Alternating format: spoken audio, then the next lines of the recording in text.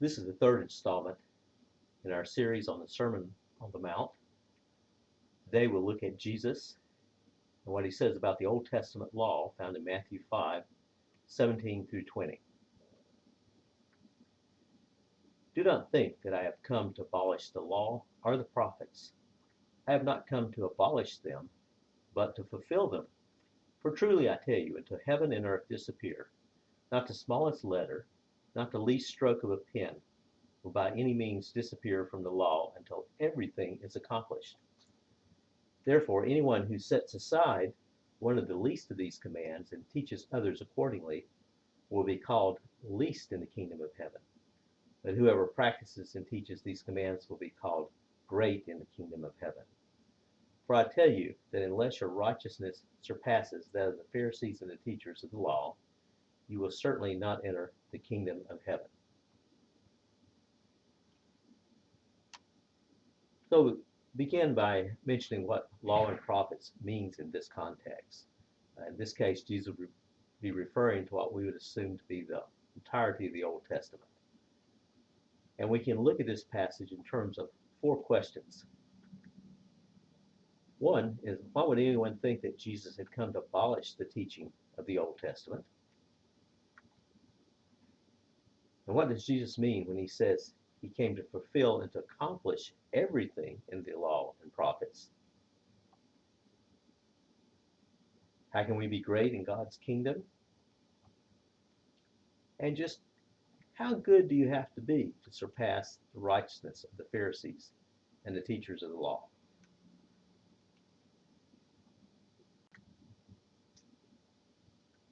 Start with the first question. So we'll reread the first part of the passage. Do not think that I have come to abolish the law of the prophets. I have not come to abolish them, but to fulfill them. For truly I tell you, until heaven and earth disappear, not the smallest letter, not the least stroke of a pen will by any means disappear from the law until everything is accomplished. So, if you read the scriptures, it's pretty easy to see that Jesus was not a fan of many of the traditions and teachings of the Pharisees and teachers of the law. And we can summarize the problem in that they were rules oriented. As an example, Pharisees had gone through the Old Testament and decided that there were 613 laws that they could distinguish. And then they made laws about the laws. As an example, let's look at the laws and the rules about the Sabbath. There are several passages in the New Testament where Jesus clashes with the scribes and Pharisees about the meaning of the Sabbath. So there were 39 principal classes of prohibited actions on the Sabbath that they'd come up with. Things like sowing, plowing, reaping, binding, tearing, weaving two threads, separating two threads, tying or untying a knot, writing two or more letters, and not letters as in a epistle, but letters in terms of a single character, building or extinguishing a fire. These were all to them examples of work, and work is something you shouldn't do on the Sabbath. And from one source, according to first century rabbinic opinion, the prohibition against plowing could be violated by simply spitting on the ground. The spit could disturb the soil, which in the rabbi's view was a type of plowing. Women were forbidden to look into a mirror on the Sabbath because they might see a gray hair and pull it out, and that would be work. And if you can't tie or untie a knot, you need a definition of knots. A knot was defined as something you could not untie with one hand. If you could do it with one hand, it was okay.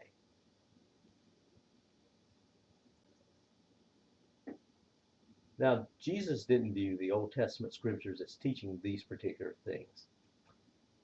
Here's an example found in Matthew 12. Going on from that place, he went into their synagogue, and a man with a shriveled hand was there.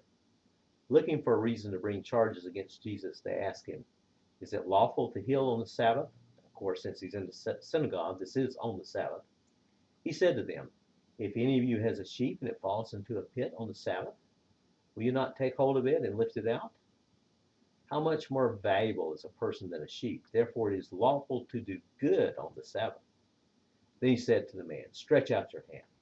So he stretched it out, and it was completely restored, just as sound as the other. But the Pharisees went out and plotted how they might kill Jesus. Now, why do they want to kill Jesus? They think that he's violating the Sabbath, among other things. But if you look in the Old Testament, there's no law against healing on the Sabbath. Yet the Pharisees decided that healing was breaking a law, and it's really just their interpretation of the law, a very stretch of an interpretation.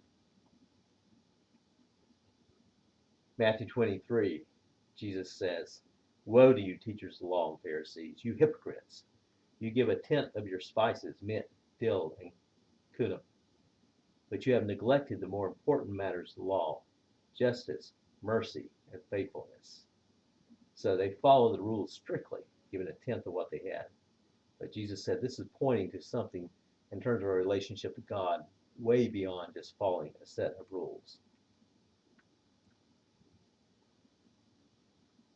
The Pharisees somehow seem to think that rules are more important than compassion or justice. And beyond the Sabbath, if you look at the role of women, they were second-class citizens. You don't touch them, you don't talk to them, you don't teach them. And Jesus did all these things. You don't hang around people that have medical conditions or that do sinful things. But Jesus healed people with medical conditions. He ate dinner with people who would be considered sinners.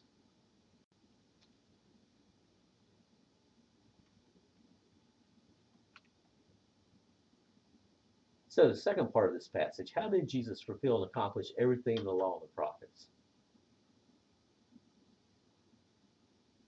He says, I have not come to abolish the law and the prophets, but to fulfill them. And I want to look at this in two categories. And the idea of fulfill, Greek word means to make full, to complete, to fill to capacity. So Jesus is saying, I'm going to fill to capacity what the intention of all these laws and all these things taught in the Old Testament are pointing to. And we can look at some examples, some familiar examples. One, passages in the Old Testament that point to, Jesus' role, the suffering servant passages in Isaiah. Description of Jesus on the cross found in Psalm 22. And Matthew has over a dozen references of things that Jesus did that he follows with the words, this was done to fulfill what was spoken through the prophet. When Jesus is arrested, he says, but this has all taken place that the writings of the prophets might be fulfilled. So clearly, Jesus' life, both his view and Matthew's view, is that the things he did were prophesied in the Old Testament, and he has fulfilled the prophecies. Another category would be all the ceremonial and sacrificial laws in the Old Testament. Clearly, we don't follow all those as Christians. And I give an example in Leviticus. If the whole Israelite community sins unintentionally and does what is forbidden in any of the Lord's commands, even though the community is unaware of the matter, when they realize their guilt and the sin they committed becomes known, the assembly must bring a young bull as a sin offering and present it before the tent of meeting. In this way, the priest will make atonement for the community, and they will be forgiven. Now, I can't remember the last time I was at church and we sacrificed a young bull, or a sheep, or a goat, or even a dove for that matter. So what happened to all those things, and how does Jesus tie into that? Well, the New Testament says that Jesus is both the ultimate priest and the sacrifice. If we look, say, a passage in Hebrews. Now, there have been many of those priests since death prevented them from continuing in office. But because Jesus lives forever, he has a permanent priesthood. Therefore, he is able to save completely those who come to God through him, because he always lives to intercede for them. Such a high priest truly meets our need, one who is holy, blameless, pure, set apart from sinners, exalted above the heavens. And like the other high priests, he does not need to offer sacrifices day after day, first for his own sins and then the sins of the people. he sacrificed for their sins once for all when he offered himself. For the law appoints as high priests men in all their weaknesses, but the oath which came after the law appointed the Son has been made perfect forever. So Jesus is actually, we don't have priests because Jesus is the high priest. And we don't offer sacrifices because Jesus has been the ultimate sacrifice that is now done. So through faith in Jesus, everything in the law has been accomplished. This is taught in Galatians. For the coming of this faith, we were held in custody under the law, locked up until the faith that was to come would be revealed. So the law was our guardian till Christ came that we might be justified by faith. Now that this faith has come, we are no longer under a guardian. So in Christ Jesus, you are all children of God through faith. For all of you who are baptized into Christ have clothed yourself with Christ. There is neither Jew nor Gentile, neither slave nor free, nor is there male and female, for you are all one in Christ Jesus. If you belong to Christ, then you are Adam's seed and heirs according to the promise. All the promises in the Old Testament are ours to appropriate, because we have fulfilled the law through the work that Christ has done.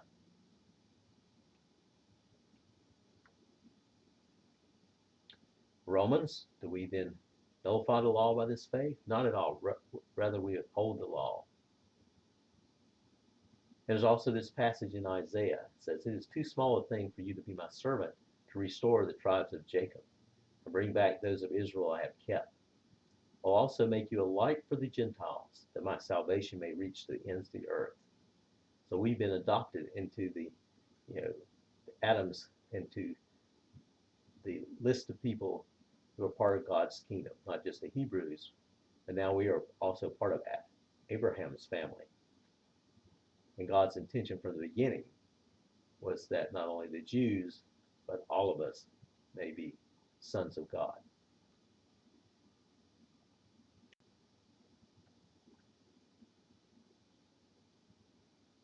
For truly I tell you, into heaven and earth disappear, not the smallest letter, not the least stroke of a pen will by any means disappear from the law until everything is accomplished. Jesus says everything in the Old Testament will come to pass as long as there is a heaven and earth. But interestingly, he also says that he goes beyond even that. Jesus' words will be around forever, even beyond the end of the heaven and the earth. Matthew says, "Heaven and earth will pass away, but my words will never pass away."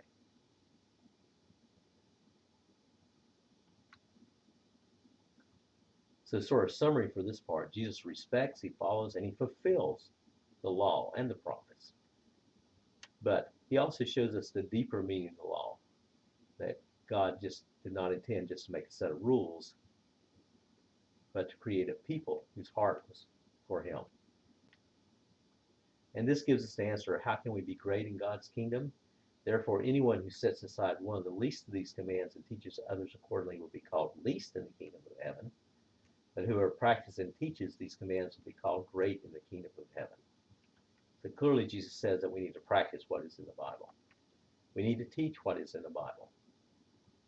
But this teaching is not just saying, here's a set of laws and rules that we must follow. It's a much deeper look into the heart of God.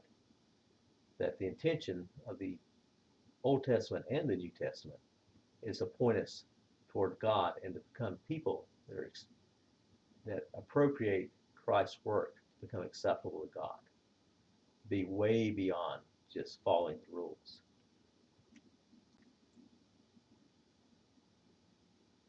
For I tell you that unless your righteousness surpasses that of the Pharisees and the teachers of the law, you will certainly not enter the kingdom of heaven. So how good do you have to be to surpass the righteousness of the Pharisees and the teachers of the law? And you got to remember, even though we give the Pharisees a bad rap, in the eyes of the Jews, in the eyes of the audience that Jesus was talking to, they're the best people among all the Jews. They actually are trying to follow all the rules that they thought they saw in the Old Testament. So Jesus' point is really not to say something bad about the Pharisees and the teachers of the law, as much as it is to say that, look, no one is good enough to be in fellowship with God. And this is all through the New Testament. Therefore, no one will be declared righteous in God's sight by the works of the law. Rather, through the law, we became conscious of our sin. For we maintain that a person is justified by faith apart from the works of the law. You can't be good enough. And why can't we? But when it comes to living up to standards of God, we're all missing the mark, which is the most common definition of the word translated as sin in the New Testament. It's actually an archery term. It means you aimed at the target, but you missed hitting the bullseye. You were wide of the target. You missed the mark. Ecclesiastes says, there is not a righteous man on earth who does what is right and never sins. As we know that God is perfectly just, perfectly good, and perfectly loving, and we're not. Romans, for all have sinned and fall short of the glory of God. We are incapable, either as individuals or collectively, of being good enough to be in fellowship with and obedient to God. Even Paul, who was a pretty good guy, says, I know that nothing good lives in me, that is, in my sinful nature. For I have desire to do what is good, but I cannot carry it out. For what I do is not the good I want to do. No, the evil I do not want to do, this I keep on doing.